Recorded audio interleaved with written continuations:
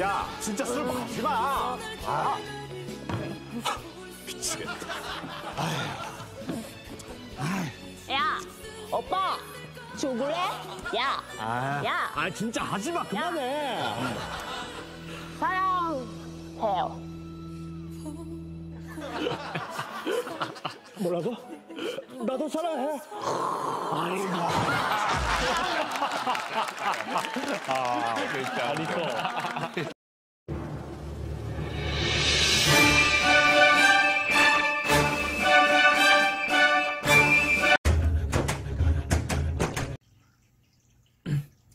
안녕하세요. 정치를 품격 있게 풀어드리는 정치클래스TV의 심상만입니다. 오늘은 해외 언론에서 우리도 지나쳤던 K드라마는 사회적 이슈에 대한 긍정적 에너지를 주고 있다는 내용의 칼럼이 있어 소개하고, 어느덧 한류 세계팬이 1억이 넘었다는 기사에 일본 댓글 반응까지 살펴보겠습니다. 1970년대에서 90년대 초반까지 한국에서도 어느 한 가수가 인기를 얻게 되면 무조건 그 가수가 주인공이 되는 영화가 한 편씩 나왔습니다. 이유는 그 가수의 팬심으로 그 영화가 재미있던 없던 간에 영화표 장사를 할 수 있다는 생각인 것이죠. 하지만 지금의 한국의 엔터테인먼트 시장엔 아무리 인기가 있는 아이돌이 영화나 드라마에 출연한다고 해도 그 이유 하나만으로 그 드라마와 영화가 절대 히트하지는 않습니다. 그리고 어느 순간 한국 음악방송에서 립싱크를 퇴출시키면서 진짜 실력 있는 가수들만 살아남을 수 있는 환경을 조성했던 것도 한국 K-팝의 성장에 많은 도움을 주었던 것은 사실입니다. 각설하고 해외 칼럼을 소개한 후 결론을 말씀드리겠습니다. 넷플릭스의 사랑의 불시착은 손혜진의 강인한 여성 캐릭터를 전면 중앙에 두었고, 이태원 클래스는 인종주의에 대한 언급을 했습니다. 2020년의 K드라마 테마를 우리는 올해 더 많이 볼 수 있기를 바랍니다.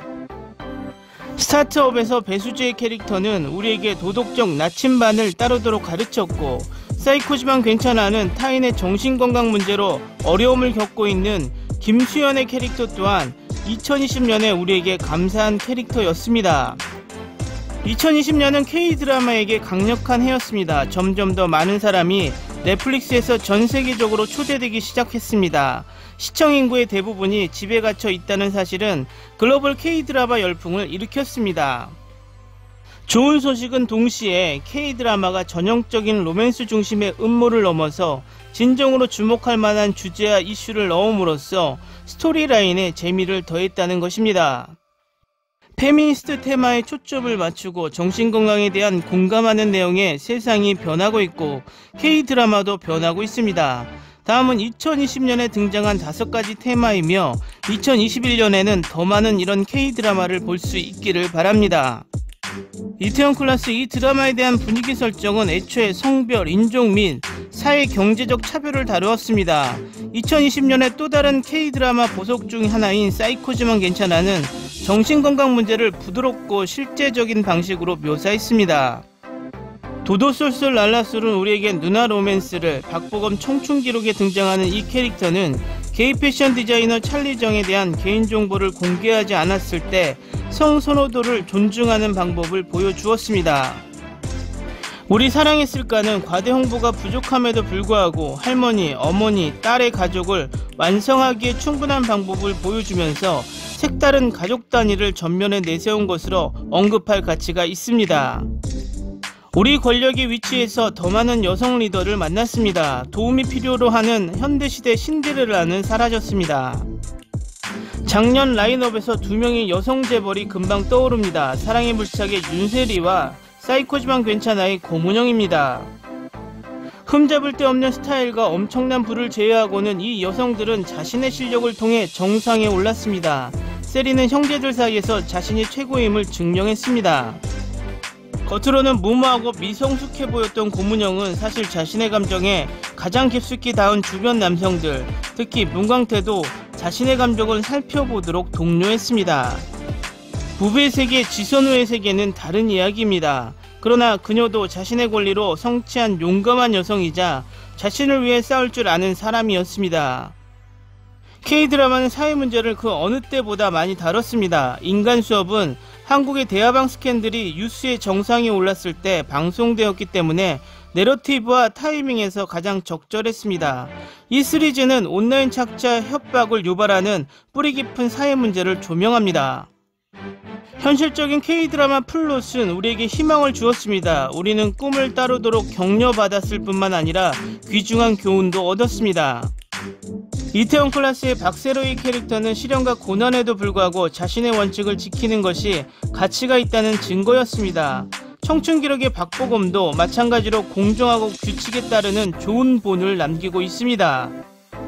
서달미의 스타트업 여정도 공원에서 산책하지 않았습니다. 그녀는 지도 없이 항해를 하면서 우리의 이유가 결국 우리를 올바른 방향으로 인도할 것이라고 가르쳤습니다.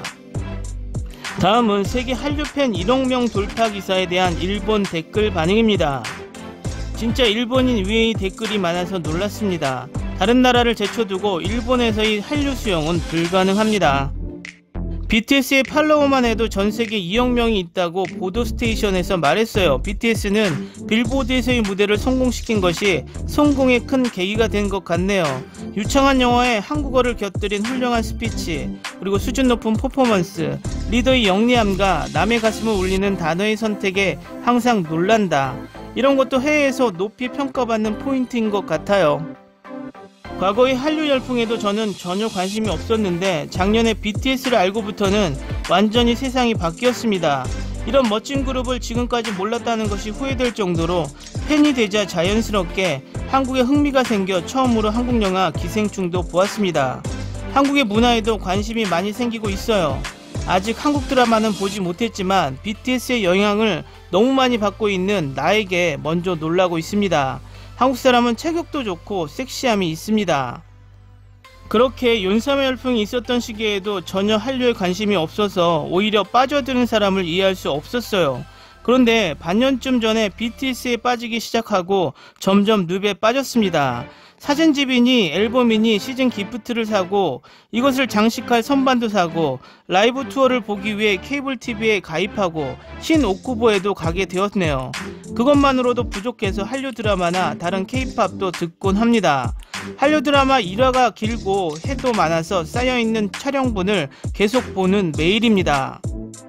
BTS에 빠져서 여러 K-팝 그룹을 보게 되었고 지금 일본에도 실력파 아이돌이 나오고 있지만 결국 BTS로 돌아와 버렸네요. 노래만 잘 부르고 춤만 잘 추는 게 아니라 사람의 마음을 감동시키는 파워가 압도적이고 스스로 작사 작곡하는 강점 때문에 한국어를 알아듣지 못하는 전세계 팬들이 번역하면서까지 그들의 메시지를 알려고 하는 심정을 알 수 있어요. 아라시의 활동 중단에 울고 있던 차에 연말 음악방송에서 BTS를 발견하고 그대로 팬클럽에 가입했습니다. 유튜브에서 찾으면 무대 위에 그들과는 다르게 화기애애한 예능을 발견, 몇 번을 봐도 같은 데서 또 웃어버립니다. 또 무대에서의 멋진 모습을 보고 듣네요. 일본인과 비슷한 점을 찾거나 이런 부분은 좀 다르구나 하는 것에 반하거나 코로나 시국이지만 BTS를 만나서 행복하네요. 전 세계적으로 팬이 있다고 하니 지금의 코로나를 날려버릴 수 있는 무언가가 생기면 혁명적이고 역사적인 팀이 될 것 같아요. 계속 응원하도록 하겠습니다. 코로나에 상관없이 좋은 것은 좋은 것이고 팔리는 것은 팔리는 것이다. 나라 간의 정세 때문에 왈가왈부하는 사람도 있지만 그 이상으로 귀와 눈이 높은 세계의 많은 사람들에게 사랑받고 높은 평가를 받고 있는 것이 현실이다. 저는 오랫동안 동방신기의 팬이었습니다만 꽤 주위에서 올드하다던가 오타쿠라든가 등의 말을 들으면서도 계속 팬으로 있었습니다. 한국은 춤도 퍼포먼스도 굉장하고 참신한 것을 하는데 왜 사람들은 받아들이지 않을까 하고 의문이었습니다. BTS가 세계적으로 인기를 얻은 후에도 제 주위는 딱히 변하지 않았지만 이제야 세계적으로 인정받았구나 하는 생각에 기뻤습니다. 그들도 피나는 노력을 항상 하고 있잖아요.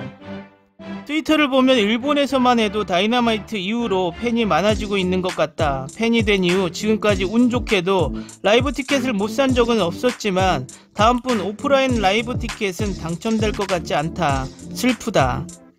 이제 예능 강국이라는 것을 인정하지 않을 수 없어. BTS, 기생충, 지금 시대는 블랙핑크, 니즈, 아이즈원이야.